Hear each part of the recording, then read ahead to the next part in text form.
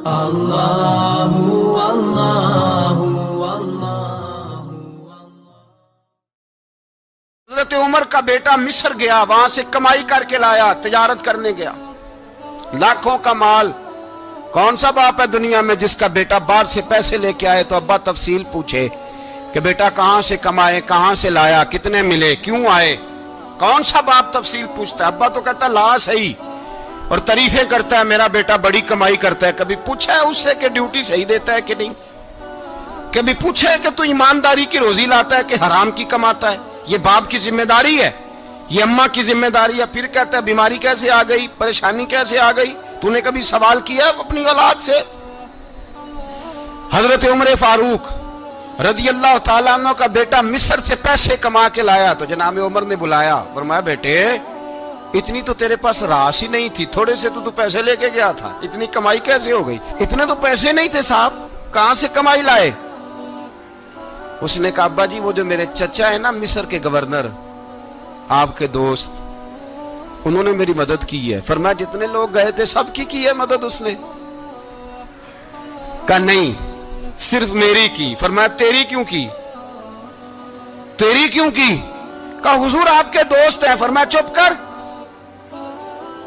حضور انہوں نے مجھے اتنے پیسے دیے، میں نے کاروبار میں ڈالے تو نفع آیا تو میں ان کی رقم دے کے۔ فرمایا خاموش ہو جا، باقی جتنے لوگ گئے تھے سب کی مدد کی اس نے؟ کہا نہیں حضور صرف میری کی۔ فرمایا اس نے تیری مدد نہیں کی، اس نے خلیفہ کے بیٹے کی مدد کی، اس لیے کہ وہ خلیفہ کو اپنے حق میں نرم کر سکے۔ فرمایا آدھا مال تیرا ہے، آدھا مال غنیمت کا ہے، مال خزانہ کا ہے، مسلمانوں کا ہے، اس لیے کہ تو جو وہاں سے مال کما کے لایا ہے وہ اپنے باپ کے خلیفہ ہونے کی وجہ سے کما کے لایا ہے، لہذا رکھ ادھر۔ یہاں کہتے ہیں کدھر سے آیا، کیسے آیا، کون سا حساب دیں، کیا کریں؟ او بھائی حضرت عمر رضی اللہ تعالیٰ عنہ کا اپنی اولاد کے بارے میں یہ رنگ ہے۔ ایک جنگ سے نا خوشبو آئی، خوشبو بڑی مہنگی ہوتی تھی، عرب میں خوشبو آج بھی بڑی مہنگی ہے، وہ زیادہ استعمال کرتے ہیں۔ میری باتوں کی سمجھ آ رہی ہے میرے بھائیوں؟ بڑی مہنگی خوشبو تھی۔ جب وہ خوشبو آئی تو حضرت عمر نے کہا، گھر میں پہلے پہنچی حضرت عمر کے، چونکہ زیادہ عورتیں استعمال کرتی تھی گھر کے اندر خوشبو، مرد بھی لگاتے تھے۔ حضرت عمر نے اپنی بیوی سے کہا، آپ کی زوجہ تو تھی وہ بڑی خوشبو کو پسند کرتی تھی۔ حضرت عمر نے اپنی زوجہ سے کہا کہ خوشبو لاؤ، میں نے ایک عورت کی ڈیوٹی لگائی ہے، وہ خوشبو تول کے نا تو حصہ برابر صحابہ میں بانٹ دے گی۔ تو آپ کی زوجہ کہنے لگی کسی بی بی کی ڈیوٹی لگانے کی کیا ضرورت تھی، میں جو موجود تھی میں بانٹ دیتی ہوں تول کے حصہ برابر۔ آپ نے فرمایا نہیں تو رہنے دے، وہ فلانی بی بی بانٹے گی۔ کہا حضور میں نے بھی بانٹنی ہے، میرے پہ کچھ حق ہے؟ آپ نے فرمایا نہیں تو تفصیل نہ پوچھ، تو خوشبو دے دے، کوئی اور بانٹے گی۔ خاتون خانہ تھی نا، کہنے لگی نہیں مجھے بھی آج آپ کو بتانا ہی پڑے گا کہ کوئی جو بانٹ سکتی ہے تو میں کیوں نہیں بانٹ سکتی؟ زوجہ کہتی عمر نے بات کی تو میری چیخیں نکل گئی۔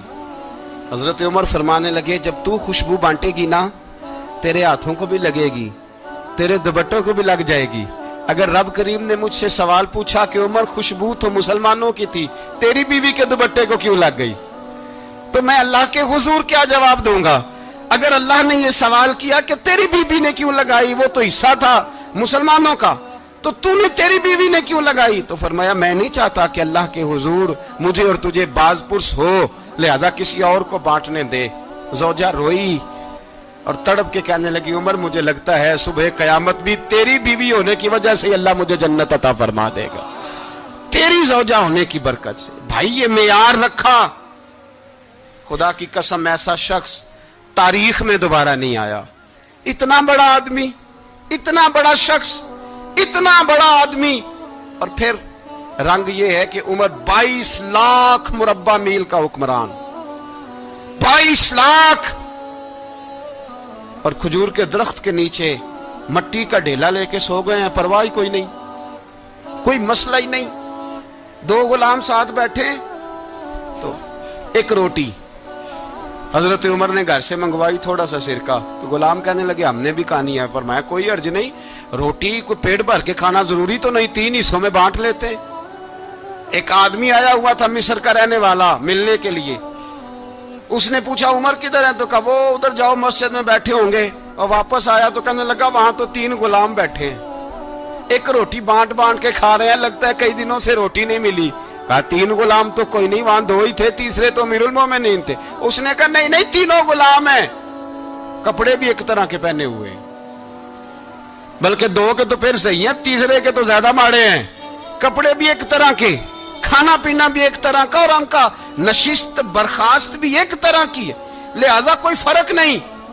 حضرت ابو ہریرہ کہتے ہیں میں لے کے آیا, اور جناب عمر کو جب میں نے کچی زمین میں تامت سمیٹ بیٹھے دیکھا تو میں رو پڑا.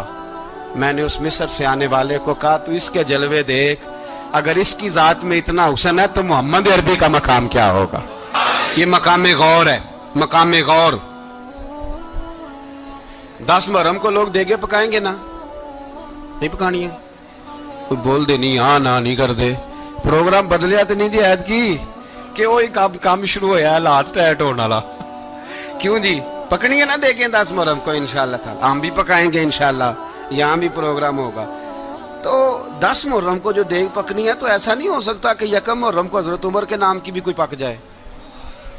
اگر امام حسن حسین کے نام کی دیگیں پکیں تو جو امام حسن حسین کے سے پیار کرنے والے ہیں, جو امام حسن حسین سے, ہم لوگوں نے بھی عجیب رٹا اپنایا ہے نا, ہم لوگ بات کا ایک پہلو دیکھتے ہیں دوسرا نہیں دیکھتے. حضرت امام حسن اور حسین کو بھی نبی پاک نے شہید کہا, اور جناب عمر کو بھی رسول اللہ نے خود شہید فرمایا. فرمایا شہید ہے, خود فرمایا اپنی زبان سے کہ یہ شہید ہے, خود میرا عمر شہید ہے. تو ان کے نام کی دیگ نہیں پکنی چاہیے, اس طرف نہیں ہماری توجہ ہونی چاہیے.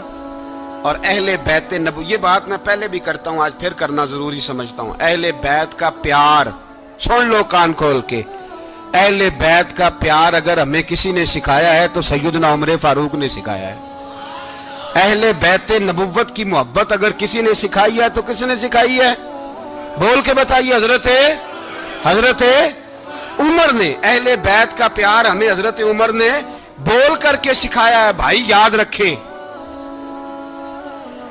کسی کی طاقت نہیں تھی دم مارنے کی حضرت عمر کے سامنے, طاقت ہی نہیں تھی. کیسر و کسرا کانپ جاتے تھے, جرأت ہی نہیں کرتے تھے حضرت. اور ہمارے تو تعلقات بڑے ہیں نا غیروں سے. حضرت ابو موسیٰ اشعری رضی اللہ تعالیٰ عنہ فرماتے ہیں میرا منشی سائی تھا, وہ کاتب کہتے تھے وہ لوگ, میرا حساب کتاب عیسائی تھا. تو فرماتے ہیں ایک دن میں نے وہ سارا حساب کتاب لین دین کے حضرت عمر کو دکھائے تو فرمانے لگے جس نے لکھے ہیں اس کو بلاؤ. کہنے لگے ضرور مسجد نہیں آ سکتا. کیوں نہیں آ سکتا؟ کہنے لگے وہ عیسائی ہے. کہتے ہیں حضرت عمر جلال میں آ گئے. آپ فرمانے لگے جنہیں رب دور کرتا ہے تم کیوں قریب کرتے ہو؟ جنہیں اللہ دور کرتا ہے. فرمایا تم غیروں کو اگر عہدے دو گے تو اپنوں کا کیا بنے گا؟ اگر تم غیروں کو عہدے دو گے تو اپنوں کا. یہ سوچ ہے جو آج برما کے مسلمانوں کے لیے بھی ضروری ہے. کہا اگر تم غیروں کو عہدے دو گے تو اپنوں کا. ہم نے غیروں کو عہدے دیے تو دیکھا نا اپنے کس طرح کاٹے جا رہے ہیں. غیروں کو جو عہدے دے دیے یارانے سارے غیروں سے, روز دعویٰ ہوتا ہے چین ہمارا سجن ہے, چین ہمارا دوست ہے. او بھائی دوست ہے تو اس سے کہو نا کہ برما تو تمہاری ایک چھوٹی سی ریاست ہے, چین کے بغیر تو وہ سانس بھی نہیں لے سکتا. اس کو کہو نا اس حکومت پہ دباؤ ڈالے. لیکن ہم لوگوں نے غیروں کو عہدے دیے تو اپنے پس گئے. حضرت عمر کہتے تھے ذمی کا ہم ادب کریں گے, ذمی کافر کا ہم, ایسا کافر جو مسلمان ریاست کو قبول کرے, بدامنی نہ پھیلائے. ایک آدمی کو آپ نے دیکھا آنکھوں سے نابینا ہے اور بھیک مانگ رہا ہے, تو حضرت عمر کو نظر آ گیا. فرمایا کون ہو؟ اس نے کہا میں یہودی ہوں. فرمایا بھیک کیوں مانگتے ہو؟ کہا جب تک تندرست تھا مسلمانوں کو جزیہ دیتا تھا, بوڑھا ہو گیا ہوں کیا کروں. حضرت عمر نے گھوڑے کی پشت پہ بٹھایا, کافر کو گھوڑے کی پشت پہ بٹھایا اور بٹھا کے مدینے لائے. حضرت علی شیر خدا وزیر خزانہ تھے. فرمایا علی اس کا وظیفہ جاری کرو. کہا یہ کون ہے؟ فرمایا یہ یہودی ہے لیکن یہ ہمیں جزیہ دیتا رہا, بوڑھا ہو گیا بیچارہ, بھیک مانگنے پہ مجبور ہے, ہماری حکومت کے اندر رہتا ہے, اس کا پورا وظیفہ جتنا خرچہ اتنا وظیفہ لگاؤ. حضرت علی کہتے ہیں میں وظیفہ لگا رہا تھا اور وہ میرے نبی کا کلمہ پڑھ رہا تھا, وہ رسول اللہ کا کلمہ پڑھ رہا تھا. یہ مزاج, یہ نہیں کہ کافر. حضرت عمر نے گورنروں کو خط لکھے تھے کہ زبردستی کسی کو مسلمان نہیں کرنا, جہاں ان کی عبادت گاہیں بنی ہو گرانی نہیں, کوئی مندر کوئی گرجا ضائع نہیں کرنا. اسلام سب کو جینے کا موقع دیتا ہے، پر بےایمانوں، ظالموں، بدذاتوں، تمہیں یہ کہتا ہے کہ ہم تمہیں جینے کا موقع دیتے، تم بھی مسلمانوں کو جینے کا موقع دو۔ یہ جہاں بستے ہیں، جہاں رہتے ہیں، انہیں وہاں جینے کا موقع دو، انہیں بھی اللہ اکبر کہنے کا موقع دو، انہیں بھی قرآن پڑھنے کا موقع دو، انہیں بھی رسول اللہ پر درود پڑھنے کا موقع دو۔ ہمارے ملک میں عیسائی اپنی مرضی سے کھلے عام تبلیغ کرتے ہیں، یہاں تو چینل چلائے ہیں عیسائیوں نے۔ کسی مذہبی جماعت نے کبھی جلوس نکالا ہے کہ عیسائیوں کا چینل بند کرو؟ بولے نکلا ہے کہ نہیں نکلا؟ کتنے ظلم کی بات ہے۔ ہم جب غیر کو اتنا تحفظ دیتے ہیں، اتنا تحفظ دیتے ہیں، ہم نے دیکھا ہے، مجھے بیسیوں لوگوں نے عید پہ ٹیلی فون کیے کہ عیسائیوں کو قربانی کا گوشت دے لیں، مجبور ہیں جی، دروازے پہ آ گئے ہیں، ہمارے کام کاج کرتے ہیں۔ بیسیوں لوگ، عام آدمی کے دل میں ان کا اتنا جذبہ ہے، وہ مسائل کا بیان کرنے ایک علیحدہ بات، لیکن ہمارے دل کافر کے حق میں بھی نرم ہو جاتے ہیں۔ تم کس قدر زیادہ بے ایمان ہو، اور کفر کس قدر زیادہ ذلیل ہو گیا ہے کہ مسلمان کے حق میں نرم ہوتا ہی نہیں۔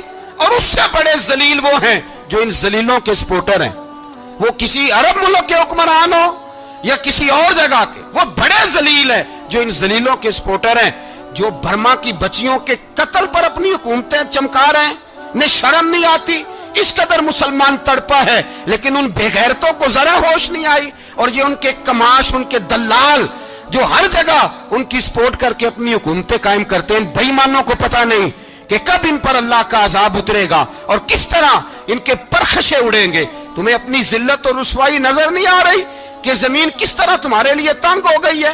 اس سے زیادہ اور تمہاری رسوائی کیا ہوگی؟ ڈرو اللہ سے، اور یہ تو دنیا کا عذاب ہے۔ ان بطش ربک لشدید، میرا رب کہتا ہے قیامت تو قائم ہونے دے، اتنا سخت تیرے رب کی پکڑ ہے، اتنی کسی دوسرے کی ہو سکتی؟ یاد رکھیں اور تھوڑا احتیاط کریں ہم سب لوگ بھی، جو ہم لوگ آدھی زبان بول کے بھی ان کی سپورٹ کرتے۔ اب شرم آنی چاہیے ہمیں ان حکومتوں کی سپورٹ کرتے جو مسلمانوں کی لاشوں کے اوپر حکومتیں قائم کرتے ہیں، شرم آنی چاہیے۔ بہرحال بات دور نکل جائے گی، اور میں اپنے مضمون پہ رہتا ہوں۔ اہل بیت کا پیار اگر سکھایا ہے تو جناب عمر نے سکھایا ہے رضی اللہ تعالی عنہ، امام حسن ملنے۔ آپ یقین کریں، میں جب اس واقعہ کو پڑھتا ہوں تو میرا دل جھوم جاتا ہے۔